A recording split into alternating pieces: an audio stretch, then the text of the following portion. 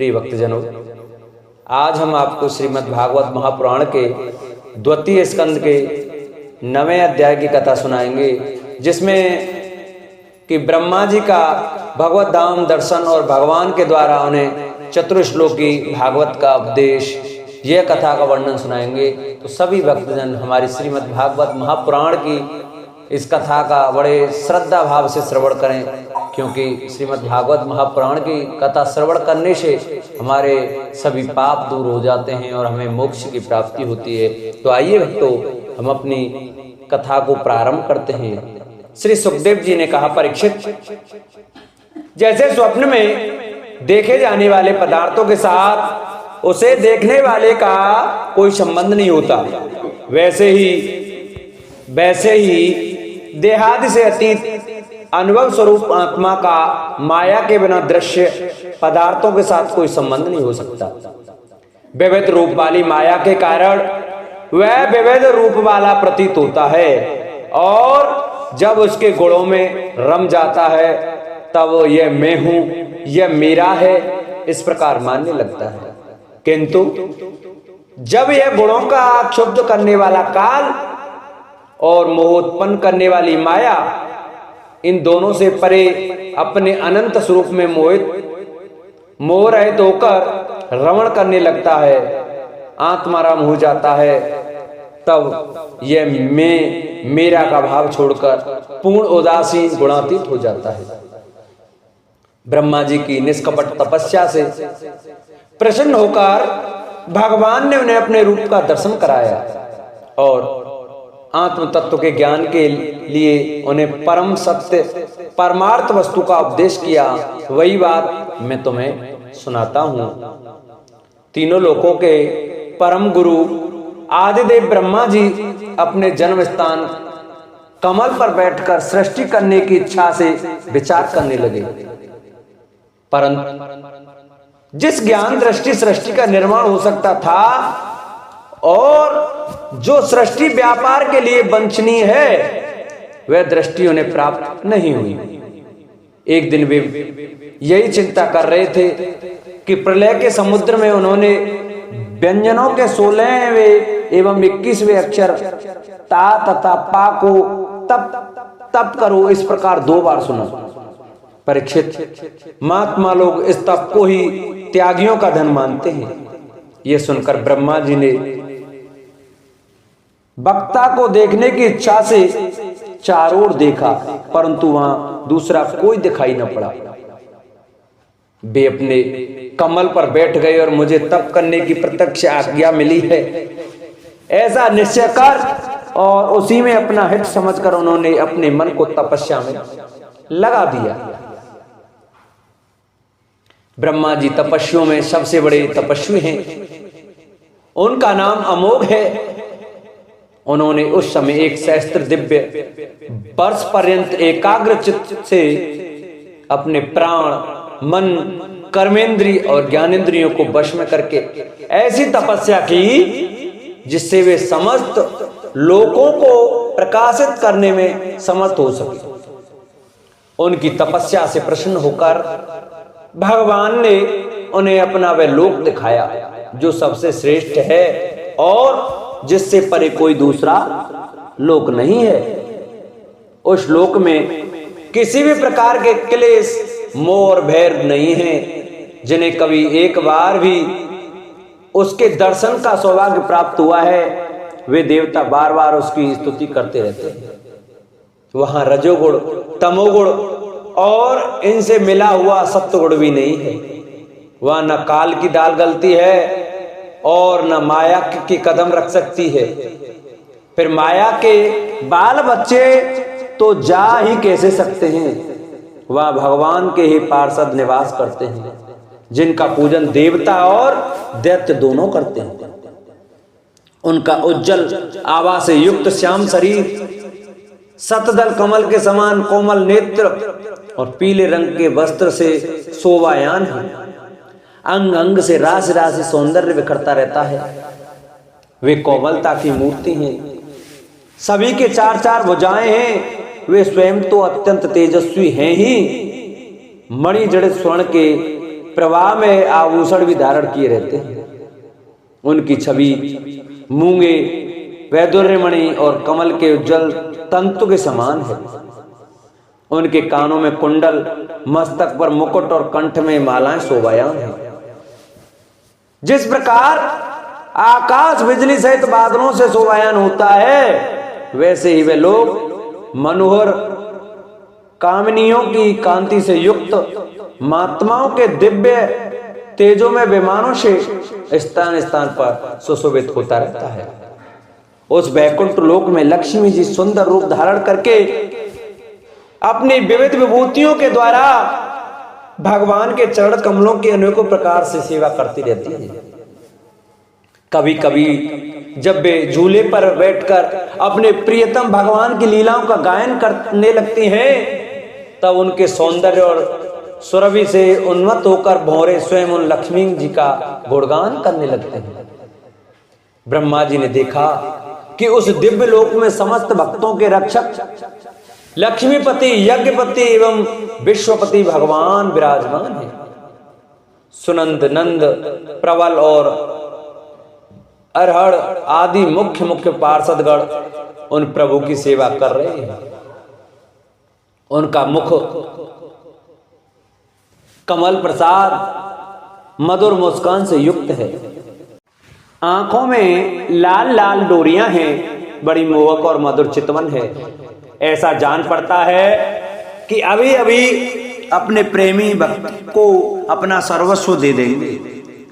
सिर पर मुकुट, कानों में कुंडल और कंधे पर पीतांबर जगमगा रहे हैं। पग के स्थल पर एक सुनहरी रेखा के रूप में श्री लक्ष्मी जी विराजमान हैं और सुंदर चार भुजाएं हैं। वे एक सर्वोत्तम और बहुमूल्य आसन पर विराजमान हैं। पुरुष प्रकृति, महतत्व, अहंकार, मन, 10 इंद्रियां, शब्द आदि 5 तन्मात्राएं और पंचभूतीय 25 शक्तियां मूर्तिमान होकर उनके चारों ओर खड़ी हैं। समग्र ऐश्वर्य, धर्म, कीर्ति, श्री ज्ञान और वैराग्य, इन 6 नित्य सिद्धि स्वरूप भूत शक्तियों से वे सर्वदा युक्त रहते हैं। उनके अतिरिक्त और कहीं भी ये नित्य रूप से निवास नहीं करती। वे सर्वेश्वर प्रभु अपने नित्य आनंदमय स्वरूप में ही नित्य निरंतर निमग्न रहते हैं। उनका दर्शन करते ही ब्रह्मा जी का हृदय आनंद के उद्वेग से लबालब भर गया। शरीर पुलकित हो उठा, नेत्रों में प्रेमांशु झलक आए। ब्रह्मा जी ने भगवान के उन चरण कमलों में जो परमहंसों के निवृत्ति मार्ग से प्राप्त हो सकते हैं, सिर झुकाकर प्रणाम किया। ब्रह्मा जी के प्यारे भगवान अपने प्रिय ब्रह्मा को प्रेम और दर्शन के आनंद में निमग्न शरणागत तथा प्रजा सृष्टि के लिए आदेश देने के योग्य देखकर बहुत प्रसन्न हुए। उन्होंने ब्रह्मा जी से हाथ मिलाया तथा मंद मंद मुस्कान से अलंकृत वाणी में कहा। श्री भगवान ने कहा, ब्रह्मा जी, तुम्हारे हृदय में तो समस्त वेदों का ज्ञान विद्यमान है। तुमने सृष्टि रचना की इच्छा से चिरकाल तक तपस्या करके मुझे भली भांति संतुष्ट कर दिया है। मन में कपट रखकर योग साधना करने वाले मुझे कभी प्रसन्न नहीं कर सकते। तुम्हारा कल्याण हो, तुम्हारी जो अभिलाषा हो वही वर मुझसे मांग लो, क्योंकि मैं मुंह मांगी वस्तु देने में समर्थ हूं। ब्रह्मा जी, जीव के समस्त कल्याणकारी साधनों का विश्राम पर्यवसान मेरे दर्शन में ही है। तुमने मुझे देखे बिना ही उस सूने जल में मेरी वाणी सुनकर इतनी घोर तपस्या की है, इसी से मेरी इच्छा से तुम्हें मेरे लोक का दर्शन हुआ है। तुम उस समय सृष्टि रचना का कर्म करने में किंग कर्तव्य विमूढ़ हो रहे थे, इसी से मैंने तुम्हें तपस्या करने की आज्ञा दी थी, क्योंकि निष्पाप तपस्या मेरा हृदय है और मैं स्वयं तपस्या का आत्मा हूं। मैं तपस्या से ही इस संसार की सृष्टि करता हूं, तपस्या से ही इसका धारण पोषण करता हूं और फिर तपस्या से ही अपने में लीन कर लेता हूं। तपस्या मेरी एक दुर्लभ शक्ति है। ब्रह्मा जी ने कहा, भगवान आप समस्त प्राणियों के अंतःकरण में साक्षी रूप से विराजमान रहते हैं। आप अपने अप्रतिहत ज्ञान से यह जानते ही हैं कि मैं क्या करना चाहता हूं। नाथ, आप कृपा करके मुझे याचक की यह मांग पूरी कीजिए कि मैं रूप रहित आपके सगुण और निर्गुण दोनों ही रूपों को जान सकूं। आप माया के स्वामी हैं। आपका संकल्प कभी व्यर्थ नहीं होता। जैसे मकड़ी अपने मुंह से जाला निकालकर उसमें कीड़ा करती है और फिर उसे अपने में लीन कर लेती है, वैसे ही आप अपनी माया का आश्रय लेकर एक विविध शक्ति संपन्न जगत की उत्पत्ति, पालन और सार करने के लिए अपने आप को ही अपने रूपों में बना देते हैं और किरणीरा करते हैं। इस प्रकार आप कैसे करते हैं, इस मर्म को मैं जान सकूं, ऐसा ज्ञान आप मुझे दीजिए। आप मुझ पर ऐसी कृपा कीजिए कि मैं सजग रहकर सावधानी से आपकी आज्ञा का पालन कर सकूं और सृष्टि की रचना करते समय भी कर्तापन आदि के अभिमान से बंध न जाऊं। प्रभु, आपने एक मित्र के समान हाथ पकड़कर मुझे अपना मित्र स्वीकार किया है, अतः जब मैं आपकी इस सेवा सृष्टि रचना में लगूं और सावधानी से पूर्व सृष्टि के गुण कर्मानुसार जीवों का विभाजन करने लगूं, तब कहीं अपने को जन्म कर्म से स्वतंत्र मानकर प्रबल अभिमान न कर बैठो। श्री भगवान ने कहा, अनुभव, प्रेमा, भक्ति और साधनों से युक्त अत्यंत गोपनीय अपने स्वरूप का ज्ञान में तुम्हें कहता हूं, तुम उसे ग्रहण करो। मेरा जितना विस्तार है, मेरा जो लक्षण है, मेरे जितने और जैसे रूप गुण और लीलाएं हैं, मेरी कृपा से तुम उनका तत्व ठीक ठीक से वैसा ही अनुभव करो। सृष्टि के पूर्व केवल मैं था, मेरे अतिरिक्त न स्थूल था, न सूक्ष्म और न तो दोनों का कारण अज्ञान। जहां यह सृष्टि नहीं है वहां मैं हूं और इस सृष्टि के रूप में जो कुछ प्रतीत हो रहा है वह भी मैं ही हूं और जो कुछ बच रहेगा वह भी मैं ही हूं। वास्तव में न होने पर भी जो कुछ अनिर्वचनीय वस्तु मेरे अतिरिक्त मुझ परमात्मा में दो चंद्रमाओं की तरह मिथ्या ही प्रतीत हो रही है, अथवा विद्यमान होने पर भी आकाश मंडल के नक्षत्रों में राहु की भांति जो मेरी प्रतीत नहीं होती, इसे मेरी माया समझना चाहिए। जैसे प्राणियों के पंचभूत रचित छोटे बड़े शरीर में आकाशादि पंच महाभूत उन शरीर के कार्य रूप से निर्मित होने के कारण प्रवेश करते भी हैं और पहले से ही उन स्थानों और रूपों में कारण रूप से विद्यमान रहने के कारण प्रवेश नहीं भी करते, वैसे ही उन प्राणियों के शरीर की दृष्टि से मैं उनमें आत्मा के रूप में प्रवेश किए हुए हूं और आत्म दृष्टि से अपने अतिरिक्त और कोई वस्तु न होने के कारण उनमें प्रविष्ट नहीं भी हूं।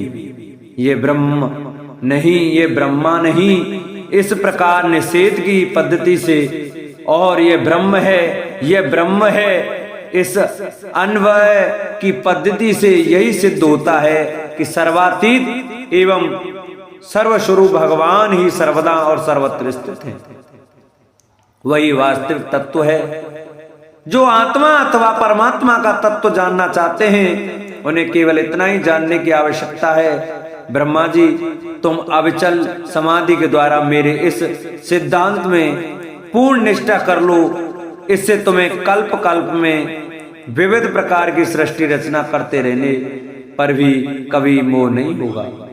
श्री सुखदेव जी कहते हैं, लोक पितामह ब्रह्मा को इस प्रकार उपदेश देकर अजन्मा भगवान ने उनके देखते ही देखते अपने उस रूप को छिपा लिया। जब सर्वभूत स्वरूप ब्रह्मा ने देखा कि भगवान ने अपने इंद्रिय गोचर स्वरूप को हमारे नेत्रों के सामने से हटा लिया है, तब उन्होंने अंजलि बांधकर उन्हें प्रणाम किया और पहले कल्प में जैसे सृष्टि थी उसी रूप में इस विश्व की रचना की। एक बार धर्मपति प्रजापति ब्रह्मा ने सारी जनता का कल्याण हो, अपने इस स्वार्थ की पूर्ति के लिए विधि पूर्वक यम नियमों को धारण किया।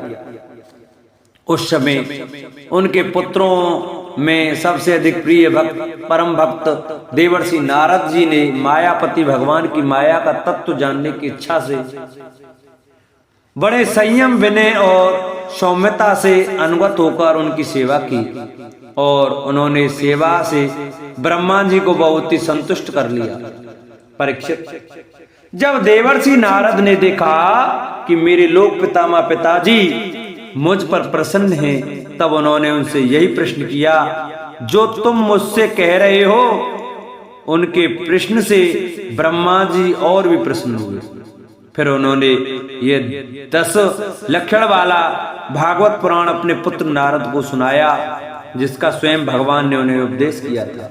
परीक्षित, जिस समय मेरे परम तेजस्वी पिता सरस्वती के तट पर बैठकर परमात्मा के ध्यान में मग्न थे, उस समय देवर्षि नारद ने वही भागवत उन्हें सुनाया।